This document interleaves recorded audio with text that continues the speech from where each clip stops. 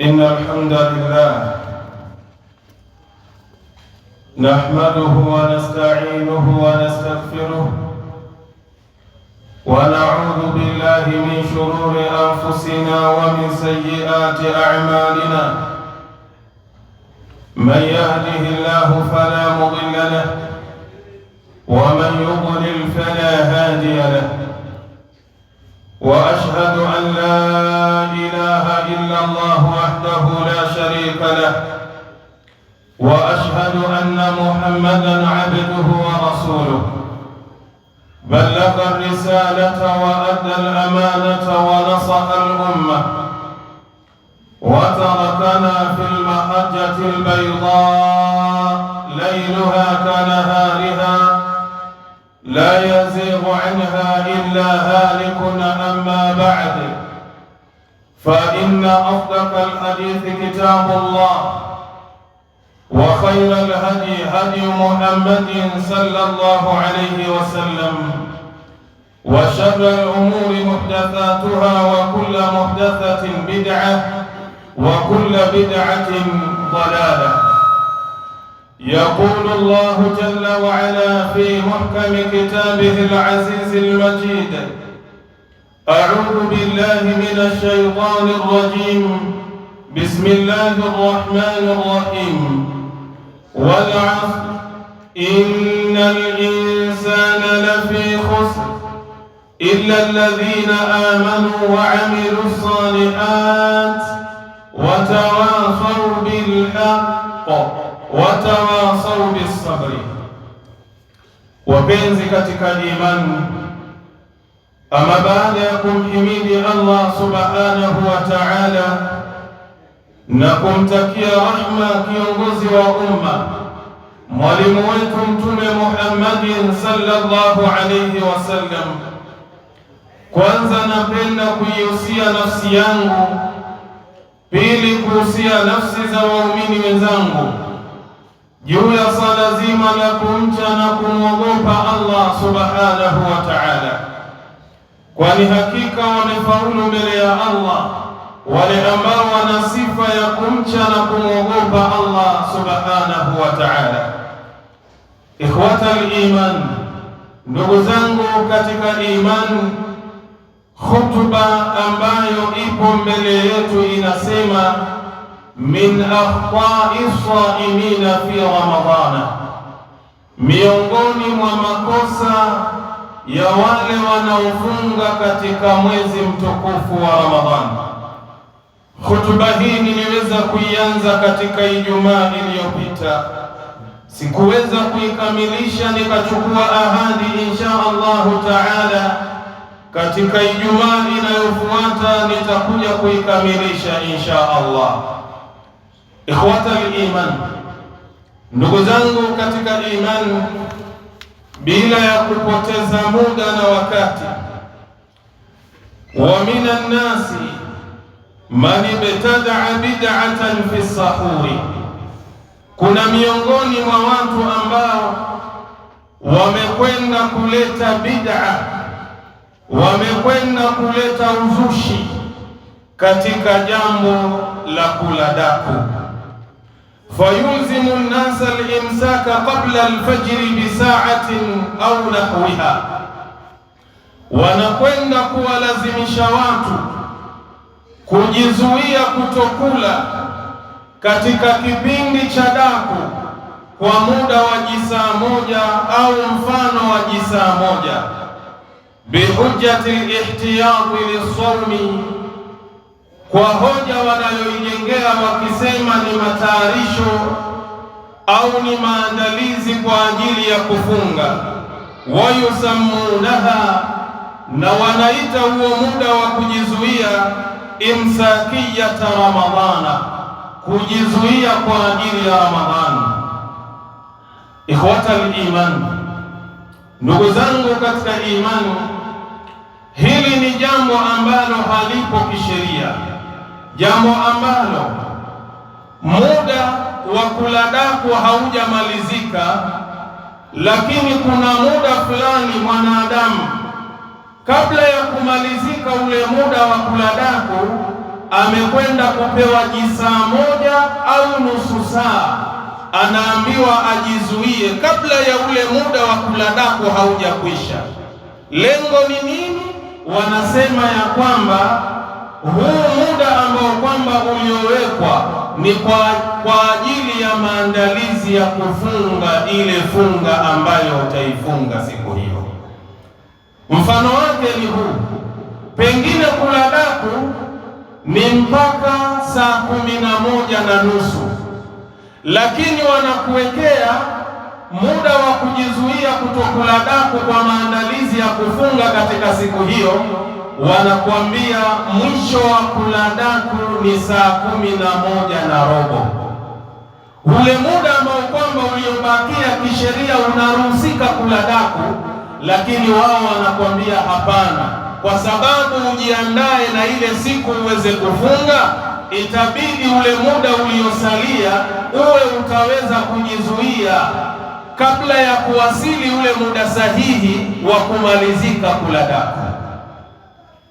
Na haya ni makosa makubwa ambayo tunayoyafanya, na hiyo ni ile timetable ambayo kwamba imewekwa nyakati za kufunga na nyakati za kufungua.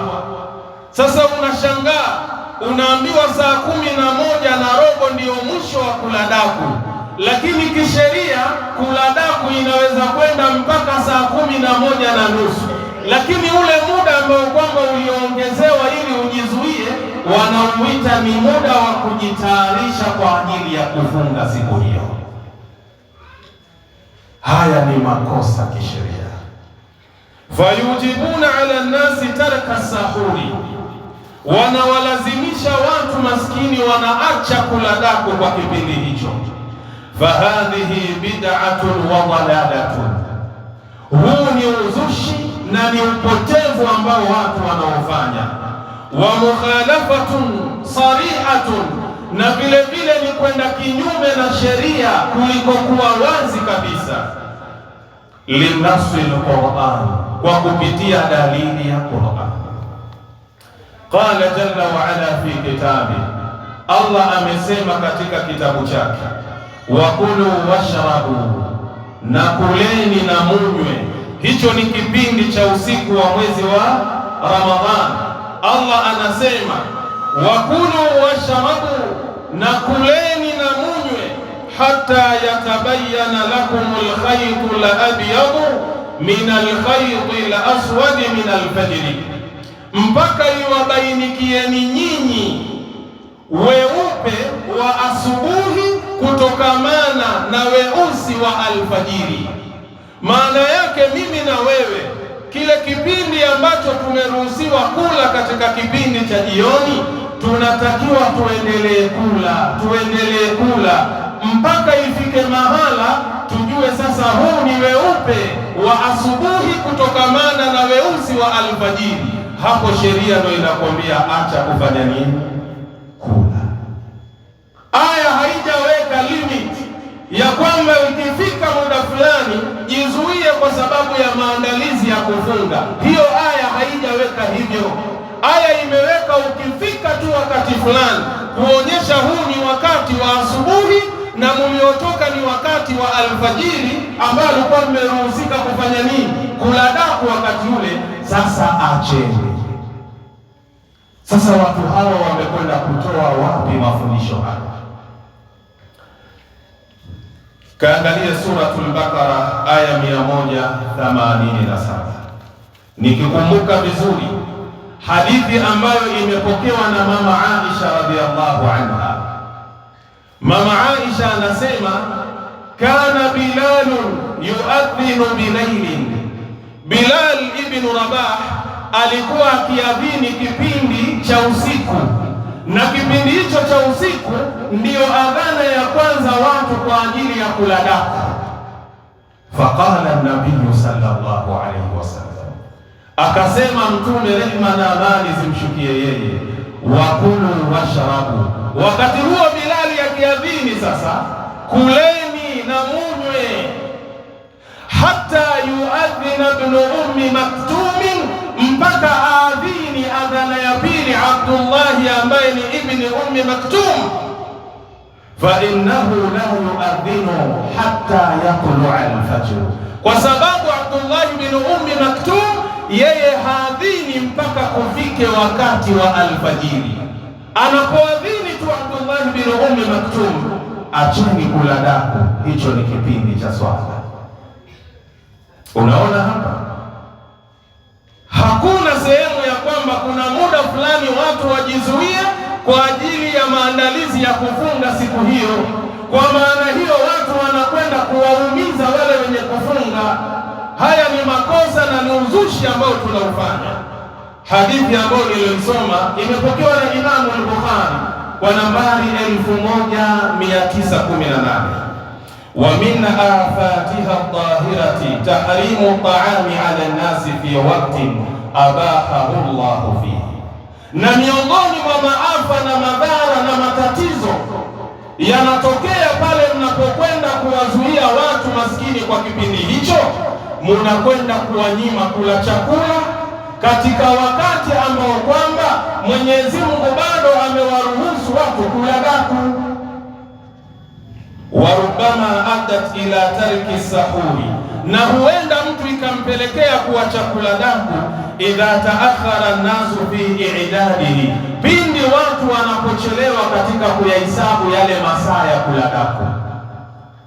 Yawezekana mtu maskini kachelewa kaamka, lakini kumbe bado ni muda wa kuruhusu kula daku, kwa sababu kuna muda fulani umewekwa kwa maandalizi ya kujizuia kwa funga ya siku hiyo. Akiangalia saa yake, inna lillahi wa inna ilaihi rajiun, nimekosa daku maskini. Kumbe wakati upo wa kula daku, lakini ile timetable iliyotengenezwa ndiyo ilomsababishia aache kula daku. Hauoni wewe unamnyima chakula ambaye mtu ameruhusika kisheria kula daku kwa wakati huo? Wa min al-akhtari, na miongoni mwa makosa katika mwezi wa Ramadhani, man yamtani'u 'anil akli washurbi wal mufattirati al-hissiyati, kuna yule ambaye anajizuia kutokamana na kula na kunywa na vile vitu ambavyo vinavyofunguza vya kihisia, kama kwenda kumwingilia mkewe mchana wa mwezi wa Ramadhani. Kuna baadhi ya watu wanajizuia kupitia vitu hivyo. Thumma huwa yukliku li nafsihi fil muharramat, lakini baada ya hapo nafsi yake bado anaiingiza katika mambo ya haramu. Fayanduru al-harama wa yasma'u al-harama, anaangalia vitu vya haramu, anasikiliza vitu ambavyo ni vya haramu. Wayakulu wa yashrabu al-harama, na riziki ambayo ataitumia jioni kufuturia, maskini ya Mungu, chanzo na sababu inatokamana na chumo ambalo ni la haramu.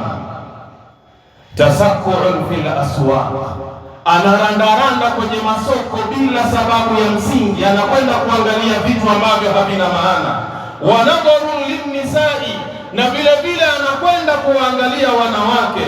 Wa tanaqulun baina almawaqi'i almuharramati ala shabakati alankabutiyati, na vile vile anahama kwenye kila internet, kila mtandao, anaangalia mambo ambayo kwamba ni ya haramu, ambayo hayafai maskini ya Mungu mchana wa mwezi wa Ramadhani. Wa itlaqu lisani fil muharramat, na ulimi wake vile vile anauingiza katika mambo ya haramu. Anasengenya, haachi kusengenya.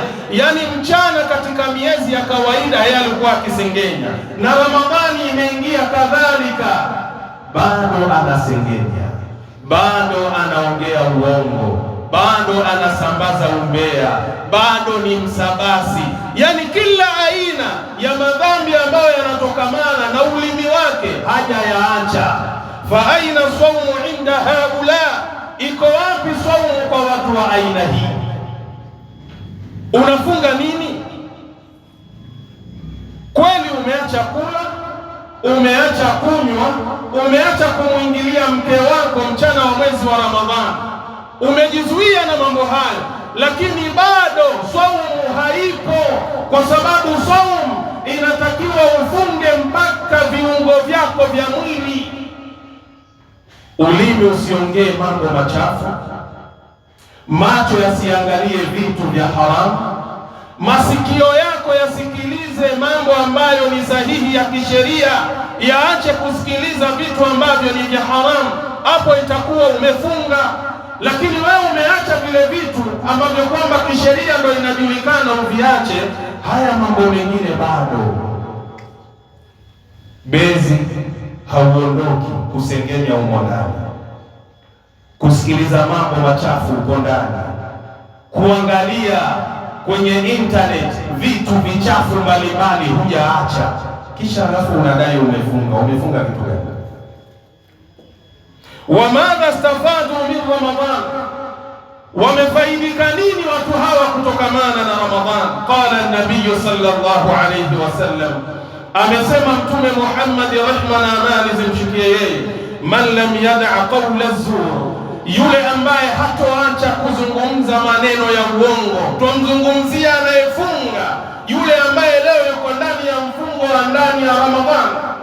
Man lam yad'a qawla az-zur, aliyefunga alafu haachi kuzungumza uongo, wal amala bihi, na kufanyia kazi uongo, wal jahla, na kufanya mambo ya kijinga ya kipuuzi katika ufungaji wake, falaysa lillahi hajatun, Mwenyezi Mungu hana haja na mtu huyo, fi an yad'a ta'amahu wa sharabahu, akafikia mahala anakwenda kuacha chakula chake na kinywaji chake. Unaacha nini kula na kunywa wakati wewe bado haujafunga kisheria?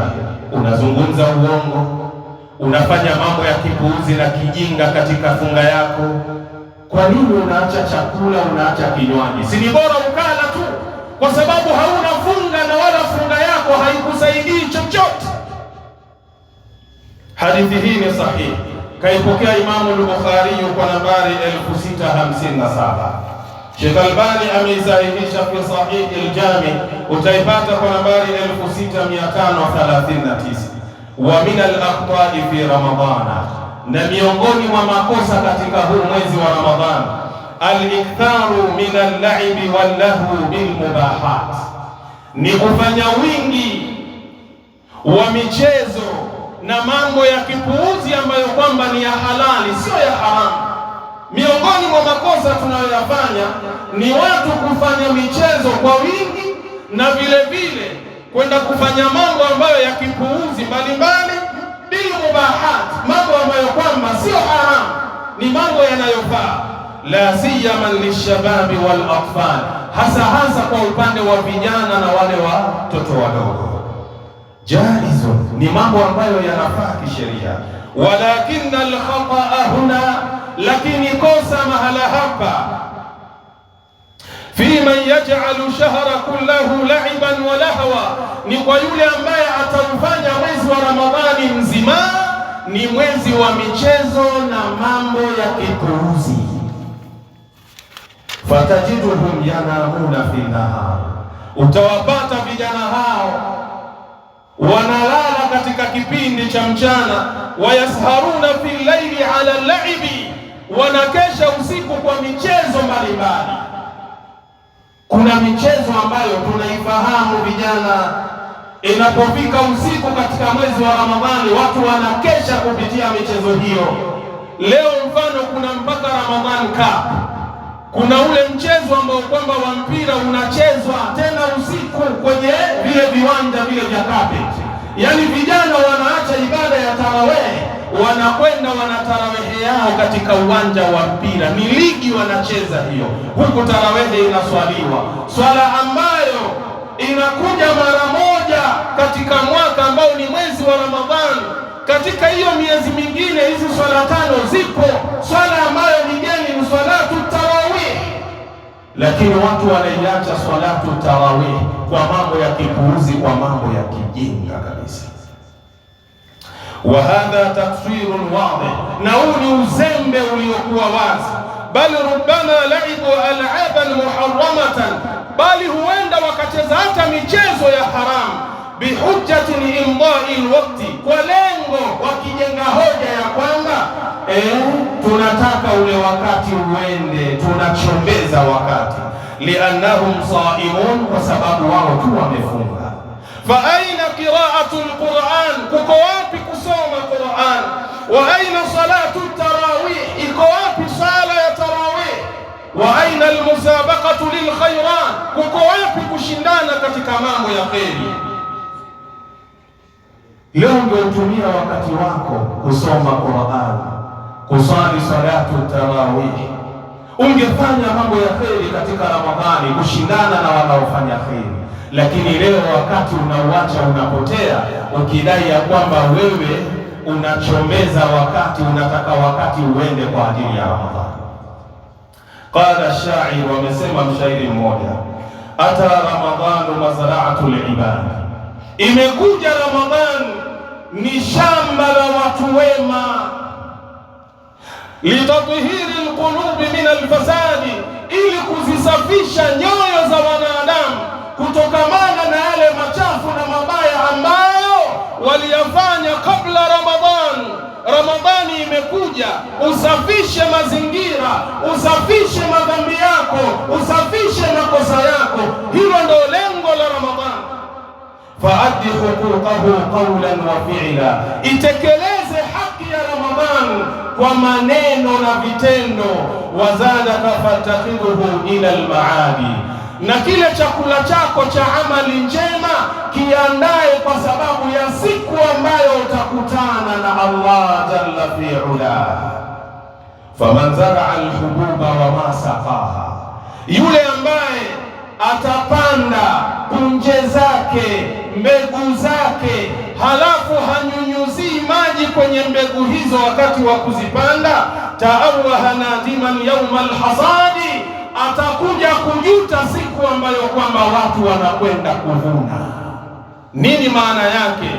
Maana yake unatakiwa uandae amali njema ndani ya mwezi wa Ramadhani. Ile siku yauma alqiyamati unakutana na Allah, wallahi unakwenda kuchuma machumo yaliyokuwa mema kutokamana na amali njema.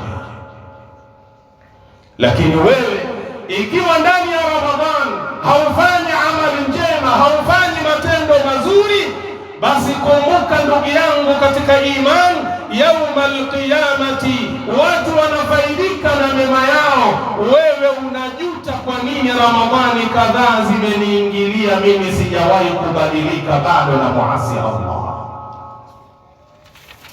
Maneno haya nenda kwenye kitabu Lataiful Ma'arif Ibn Rajab ukurasa 148 utayapata. Ikhwata al-iman, ndugu zangu katika imani, wa min al-akhta'i allati taqa'u fiha an-nisaa khususan, na miongoni mwa makosa ambayo kwamba yanakuwa ni maalum, yanapatikana kwa wake zetu, mama zetu, dada zetu, kwa ujumla kwa wanawake, al-ishtighalu bi tabqi alwani at-ta'ami, ni pale wanapokwenda kujishughulisha kwa kupika, kwa kupika vyakula vingi. Ramadhani inapoingia, baadhi ya kina mama wanaona huu ni mwezi ambao kwamba wa kupika vyakula mbalimbali, wasu'il halawiyati, na kutengeneza vitu vitamu mbalimbali, wa tadhi'il a'mali salihati al-mashru'a, na vile vile kwenda kupoteza kufanya amali mbalimbali ambazo ni za kisheria fi hadha shahri, katika huu mwezi wa Ramadhani.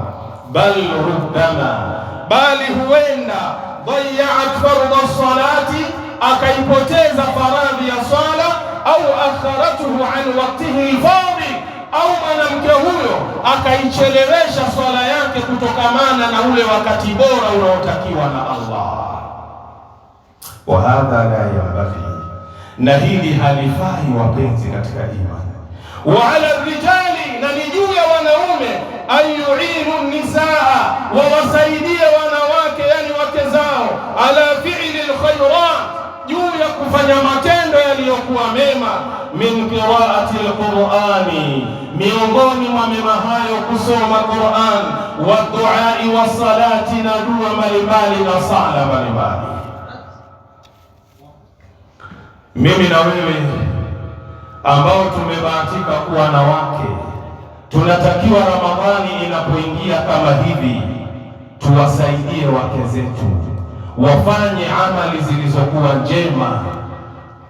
Tusijaribu kuwashughulisha, kuwapa kazi nzito wake zetu, kuwaambia ndani ya Ramadhani nahitaji mlo ubadilike, uwe ni kinyume na ule mlo ambao nahitaji kwenye meza yangu, nahitaji kwenye mkeka na jamvi langu niwe na iftari aina 5 aina 6. Mimi mwenyewe nikila nikitoka pale najua hadha Ramadhan, hii ni Ramadhan. Kuna baadhi ya watu wako hivyo ya jamaa, hawawezi kula pale mpaka iftari ziwe 3, 4, 5. Sheikh akiangalia hapa kuna katlesi, mashaallah, hapa kuna sambusa za nyama, marhaban, hapa kuna kijibiriani, alhamdulillah, hapa kuna nyama ya kuchoma. Yani anafurahi, anaona Ramadhani inashuka bardan wa salaman. Lakini kula futari hii moja au futari mbili, anaona yeye masikini, hana tofauti na wale ambao wenye kula futari moja au futari mbili. Hii ni israfu tunafanya. Ramadhani sio mwezi wa kula shehe. Ramadhani sio mwezi wa kujipiga mpaka tunahemea juu juu shehe. Mtu anakula mpaka unashangaa kwenye ibada ya tarawih, unamuona anashindwa, shehe vipi? Wajua leo mke wangu kanipikia chakula ninachokipenda shehe. Sasa nimejipiga, nakwambia sina nafasi. Inna lillahi wa inna ilaihi rajiun. Hii ndio Ramadhani baba, lengo lake sio lengo la Ramadhani. Qala jalla wa ala fi kitabi, Allah amesema kwenye kitabu chake, wa taawanu ala albirri wattaqwa, saidianeni juu ya kufanya wema na kumcha Allah jalla fi ula. Hiyo ni suratul Maida aya nambari 2. Ikhwatal iman, ndugu zangu katika imani, fa min al-akhta'i ma yata'allaqu bitarawih, miongoni mwa makosa tunayoyafanya ni yale ambayo yanafungamana na ibada ya tarawih. Barakallahu li wa lakum bil Qur'anil azim wa nafa'ani wa iyyakum bil ayati wa dhikril hakim. Aqulu qawli hadha wa astaghfirullaha li wa lakum fastaghfiruhu innahu huwal ghafurur rahim wa huwal barrul karim.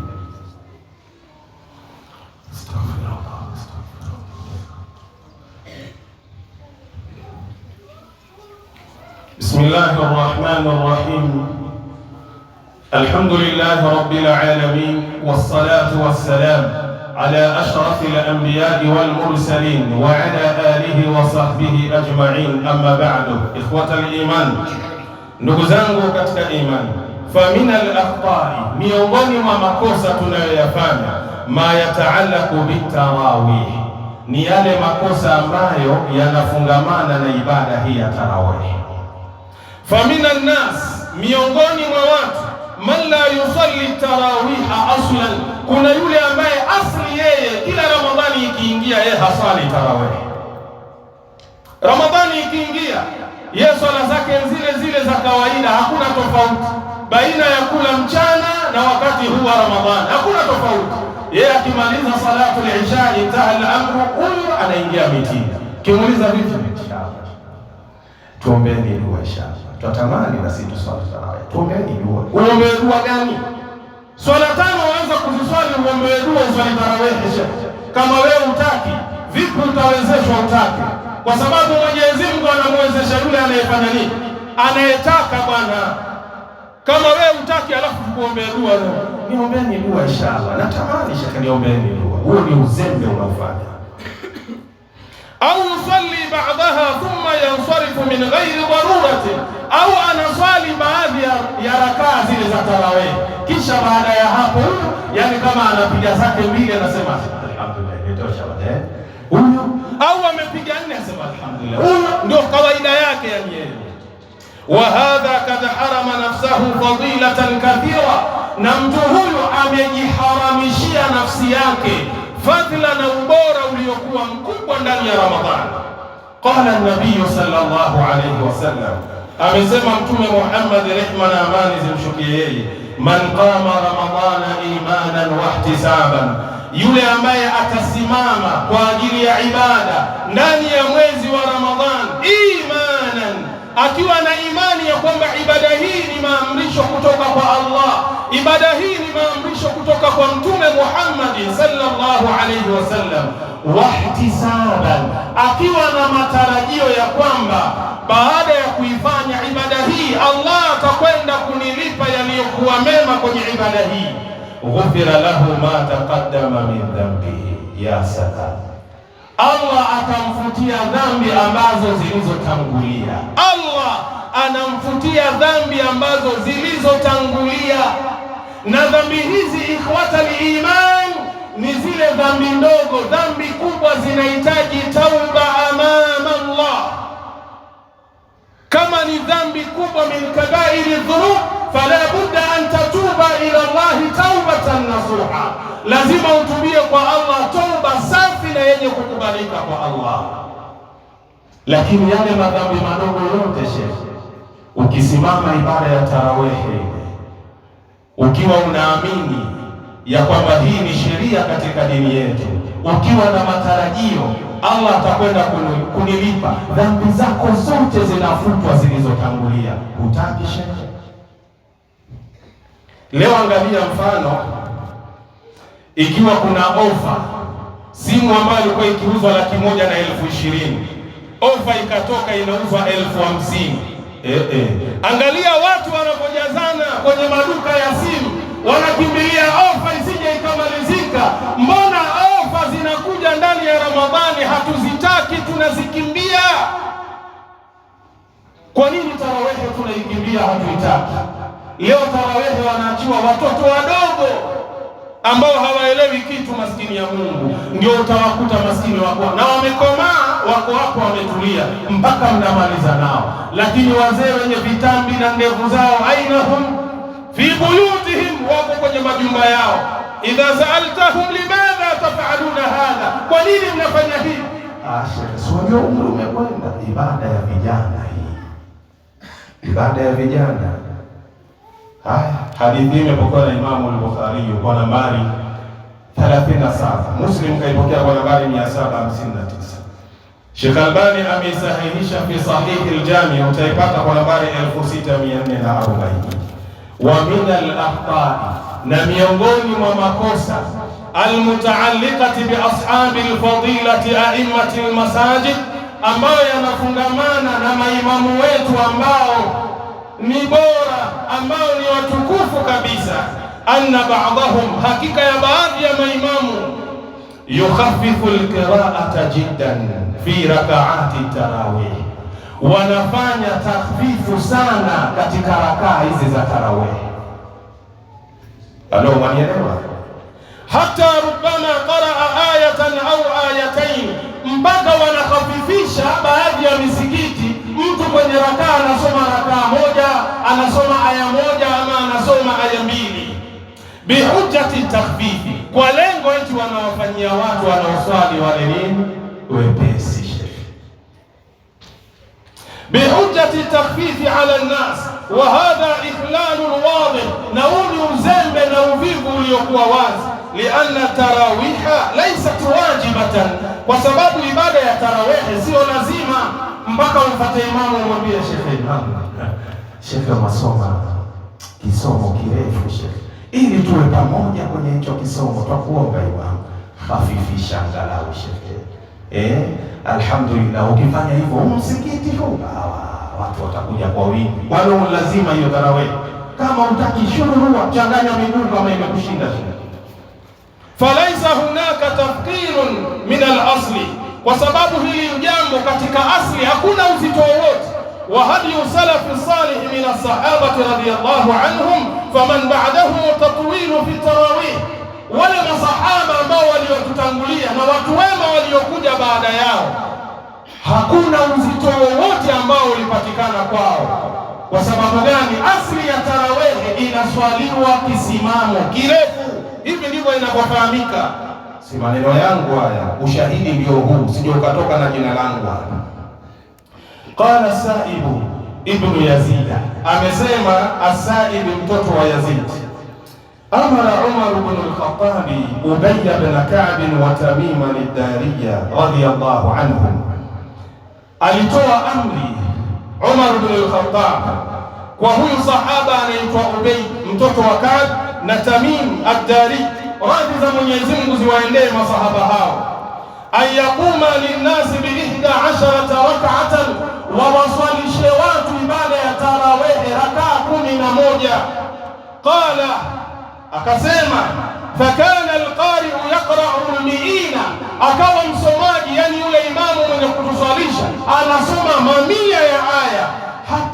kunna na'tamidu ala al-'isyi, mpaka alikuwa tunategemea kwenye fimbo zile bakora tulizokuwa nazo, min tuli al-qiyam, kutokamana na urefu wa zile rakaa. Shekhe, wanielewa? Ni maneno ya ustadisa. Hawa ni maswahaba. Sisi tumewashinda madhambi, tuna kila aina ya madhambi. Watu wamebashiriwa pepo wakiwa bado duniani, wanaswali tarawihi, wanasema imamu anasoma mamia ya aya, mpaka inafikia mahala kwa urefu wa kile kisimamo tunategemea kwenye zile fimbo na bakora zetu zile. Wama kunna nansarifu illa fi furu'i al-fajr, na wala alikuwa tuikimbii tarawehe mpaka unafika wakati wa alfajiri. Haya, ishawahi kuswalishwa tarawehe ya aina hiyo hapa, na ikiswalishwa hivyo atakayebaki nani hapa? Ni imamu tu, pengine kidogo na muadhini wake. Si kama tuelewana vizuri? Jamaa jifanya ana imani ya malaika. Tarawehe gani? Angalieni masahaba, watu wamebashiriwa pepo, wanasimama kwenye ibada ya tarawehe mpaka inafika kipindi cha nini? Cha alfajiri. Wewe rakaa kadhaa tu, ukianziwa hapa saa 2:30 mpaka ikifika saa 4 kasorobo tarawehe imefanya nini? Imekwisha. Wenzako wanakwenda mpaka alfajiri. Na pia kuna watu wawasema hivyo hivyo maimamu, akiingia fulani bwana, natamani bwana nimeshamaliza. Hivi ndugu yangu, nikuulize swali. Wakati imamu anaswalisha pale, tuelewana vizuri? Wakati imamu anaswalisha, huwa imani yako haipandi wewe, au unafikiria kuchunga ngamia na mbuzi huko? Kwa sababu imamu anaposoma kile kiraa, unatakiwa usikilize kile kiraa, na kama kweli una imani, lazima ile imani yako ifanye nini? Izidi. Lakini wewe imani yako, kila imamu akiendeleza urefu wa tarawehe ndio inapungua. Hebu ipime imani yako iko sahihi. Maneno haya kayapokea An-Nasa'i fi Sunan al-Kubra kwa nambari 4687. Sheikh Albani kayasahihisha fi Irwani al-Ghalili, kitabu nambari 2 ukurasa 192. Mtanivumilia kidogo nikamilishe hotuba hii inshallah. Fa'ala al-a'immati, ni juu ya hawa maimamu, wanisikilize vizuri maimamu ya jamaa. Fa'ala al-a'imma, juu ya maimamu, alla yaj'alu salata at-tarawih mal'abatan lilkusala, wasije wakafanya sehemu ya ibada ya tarawehe ni uwanja wa kucheza kwa wale wavivu, au hasaba ahwa'i al-musallin, au wakawa wanawaswalisha watu kwa sababu ya hawa na matamanio na kutaka kwa wale wenye kuswali, ya kwamba shekhe bwana, hii juzuu nzima kwani lazima Ramadhani kila siku tusome juzuu moja? Lazima shekhe? Watakaje shekhe? Basi angalau shekhe, lile karatasi moja kutoka juu mpaka chini pale tuna rukuu. Hii tarawehe itakuwa tamu kama nini? Kwani lazima shekhe? Umeshindwa, nenda shekhe. Au annahum yahrisuna ala takfiri al-musallin, au lengo lao ili wapate watu wengi wale wenye kuswali tarawehe maahum, ambao wataswali pamoja nao. Walau khaffafu takhfifan zaidan, hata kama maimamu watawafanyia wepesi ambao kwamba ni wa kuzidi, ili mradi tu watu wawe wengi msikitini, basi wanafanya hivyo maimamu. Haya ni makosa, ikhwata al-iman, ndugu zangu katika imani. Wa min al-aqta'i al-muta'alliqati bil a'imma, na miongoni mwa makosa ambayo yanafungamana na maimamu, mimi pia nimo, msije mkaona simo, nimo humo ndani. Kwa hiyo msije mkasema mbona maimamu, hata mimi pia ni imamu. Anna ba'dahum, hakika ya baadhi ya maimamu, yusri'u fil qira'ati, wanafanya haraka katika usomaji wa Qur'an, isra'an zaidan, kufanya haraka kwa kuongeza zaidi, likai yahtima fi Ramadhana, lengo lake tu ili Ramadhani na yeye ikimalizika amemaliza nini? Amemaliza msahafu. Kuna baadhi ya watu wako hivyo. Warubama asra isra'an, na huenda akafanya haraka kwenye kufanya haraka kule, yudayyi'u bisababihi ba'da wajibati salah, kunapoteza kwa sababu yake yale mambo ya lazima ambayo ni ya swala, fi rukui, kama mfano katika kurukuu, wasujudi na kusujudu, wayashuku ala man khalfahu min kibari sinni au al-ajaza, na ikawa wanawapa uzito wale wenye umri mkubwa na wazee na vikongwe wakati wanaswali ibada ya tarawih. Kuna mtu nyuma ni mzee anaswali ibada ya tarawih, lakini kutokamana na uharaka wa imamu mpaka baadhi ya vitu yule anayemfuata ambaye ni mtu mzima maskini ya Mungu anavipoteza. Kama tunaona imamu anapiga kila chake, anapiga Allahu Akbar, mzee wa watu tayari migongo hii ishapinda mpaka afike kwenye kurukuu. Si mchezo, ni balaa. Mzee anajiandaa afike kwenye kurukuu, jamaa shainua gari kitambo. Mzee anakwenda, kijana ndio samia Allahu liman hamida. Sasa kama mzee hakumpata imamu kwenye kurukuu, hiyo rakaa ameipata? Hakuipata. Watu ndio hivyo, na kuna baadhi ya watu ndio wanapenda misikiti ya aina hiyo. Anakwambia bwana, pale msikiti wa Sarobo ule ukifika tarawih imekwisha. Alo, tuelewana Kiswahili? Bali inna ba'dahum, bali hakika ya baadhi yao, rubama qafaza ba'da suwar, huenda akaruka baadhi ya sura, likai yaqra fi nihayati Ramadhana akhir al-mushaf, lengo lake tu aweze kumalizisha ile Ramadhani yake akiwa ameumaliza ule msahafu. Yani akishaona hii sura hii, hebu kaa pembeni, anaruka. Na kuna baadhi ya watu wako hivyo, shehe amekosea kwenye aya, ashaona hii aya hii sawa, hizi za hapa katikati hapa sizielewi hapa, huwa anafanya nini?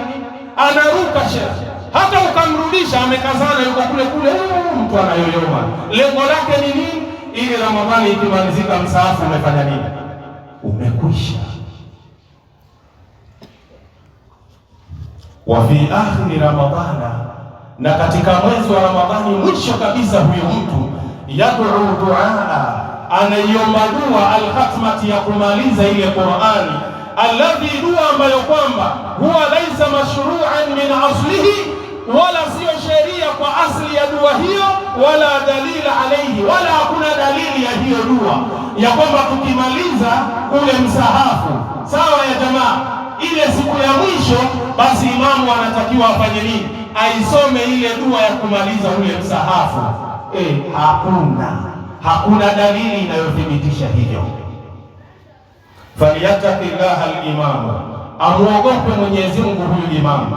Fa innahu mu'tamanun ala salatihi, kwa sababu ameaminiwa kwenye swala ambayo anayoiswalisha, wa salati man khalfahu, na ameaminiwa kwa ile swala ya yule mtu anayemfuata nyuma yake. Ikhwata al-iman, wacha nimalize hotuba yangu. Wa min al-akhta'i, na miongoni mwa makosa, min ashabi al-fadilati al-a'imma, ambayo ni miongoni mwa wale ambao kwamba ni imamu wetu wapendwa wale, al-italatu fi du'a'i al-qunuti, ni pale anapofanya urefu katika ile dua ya kunuti. Mwanielewa vizuri, lakini hapa mnisikilize. Kuna baadhi ya maimamu tunakosea, ile dua ile tunaifanya ndefu kabisa, au jali kunuti, au ni kuijalia ile kunuti na kuifanya ile kunuti mau'idhatan, ni mawaidha, wa tadhkiran bil mauti, na kukumbushana kwenye mauti, wal qabri, na kukumbushana makaburi yale, wa ghairi dhalika, na mengineyo yasiyokuwa hayo. Yani ile dua inakuwa ndefu shehe, mpaka inakuwa kama story. Yani mtu anasikiliza kabisa story ile dua. Kwa mtu mwenye kuelewa Kiarabu, anaisikiliza ile dua ni kama story inavyokwenda, anaanzia majumbani, mitaani, masokoni, dua hiyo inakwenda. Haya ni makosa tunayoyafanya. Wa hadha kulluhu khatarun, na haya yote ni makosa. Wa mukhalafatun li hadi alwajib, na vile vile ni kwenda kinyume na ule muongozo ambao kwamba ni wajibu tuliowekewa, ndugu zangu katika imani. Wa hadha kad yubtilu salata, na huenda hili pia likaharibu swala ya mtu. Qala jalla wa ala fi kitabi, Allah amesema katika kitabu chake, ud'u rabbakum, muombeni Mola wenu mlezi, tadarruan wa khufyatan, mukiwa wanyenyekevu na mulifanye hilo jambo la kumwomba Allah kwa siri. Yani namaanisha nini? Yale mambo ambayo kwamba mengi unayoyaleta pale kwa watu ambao wako nyuma, shekhe, wanaitikia mpaka wengine wanachoka. Ushawahi kumwona mtu anaitikia, tangu anaitikia amin amin mpaka imefikia mahala sasa yani ashachoka, anaomba huyo mwenye kunuti amaliza saa ngapi? Subhanal Malik al-Quddus. Kwa hiyo Allah anasema ud'u rabbakum, muombeni Mola wenu mlezi, tadarruan wa khufya, mkiwa na unyenyekevu na mufiche maombi yenu, muyafanye kwa siri. Innahu la yuhibbul mu'tadin, Allah hawapendi wanaovuka mipaka. Unaomba dua mpaka unavuka mpaka, tangu watu waona raha kuitikia amin mpaka mwisho imekuwa karaha. Sasa unaweza kumkuta mtu mwingine amezinywa mpaka mwisho amsikia afanya nini? Ujue umefanyiwa wewe mwenye kuomba dua. Kaangalia suratul A'raf aya 55. Ikhwatal iman, wapenzi katika iman, hadhihi ba'dhu al-mukhalafat, haya ni baadhi ya mambo ambayo kwamba tunayokwenda kinyume na sheria ya Allah, allati yambaghi alaina jami'an, ambayo inatupasa sote Waislamu, at-ta'awunu ala izalatiha, kusaidiana juu ya kuyaondoa haya mambo, min anfusina, kwenye nafsi zetu, wa min ikhwanina, na kutoka kwa ndugu zetu vile vile, wa anna tanafa'a bil hikmati wal kalimati tayyiba, na tupeane pia nasaha kwa maneno yaliyokuwa mazuri. Qala jalla wa ala, Allah amesema aliyetukuka, ud'u ila sabili rabbika, lingania kwa Mola wako mlezi, bil hikmati, kwa kupitia hikma, yani uwe na ilmu, wal mau'izati alhasana, na uwe na mawaidha ambayo ni mazuri, yani kupitia ahadithi za Bwana Mtume Muhammad sallallahu alayhi wasallam. Kaangalia suratul Nahl aya 125. Bila shaka sidhani kama nimewakwaza watu, na ikiwa yamekutachi, yamekuingia, ndiyo dawa yenyewe hiyo, kwa sababu kuna dawa chungu na tamu, zote waambiwa umeze upone. Sasa ukiona mchungu usiitupe, imeze upone, na ukiona mtamu pia imeze upone. Kwa hiyo kama unayo haya mambo niliyoyazungumza, siku nichukia mimi mzungumzaji, mimi nimenukuu tu qala Allahu qala ar-rasul. Kwa hiyo sio kanchukia kule tukapigana viatu huko nje, ukiniona ukashindwa kumsalimia, msalimie, ndawa hiyo imepenya, imeingia. Inna Allaha malaikatahu yusalluna ala nabi ya ayyuhalladhina amanu sallu alayhi wa sallimu taslima. Allahumma salli ala Muhammadin wa ala ali Muhammadin kama sallaita ala ali Ibrahim innaka Hamidum Majid. Allahumma barik ala Muhammadin wa ala ali Muhammadin kama barakta ala ali Ibrahim innaka Hamidum Majid. Warda Allahumma lil khulafa'i al-arba'a minhum Abi Bakr wa Umar wa Uthman wa Ali wa an sayyidi sahabati ajma'in. اللهم أعز الإسلام والمسلمين وأذل الشرك والمشركين ودمر أعداءك أعداء الدين وانصر جيوشك المسلمين. اللهم إنك عفو تحب العفو فاعف عنا. اللهم إنك عفو تحب العفو فاعف عنا. أقم الصلاة.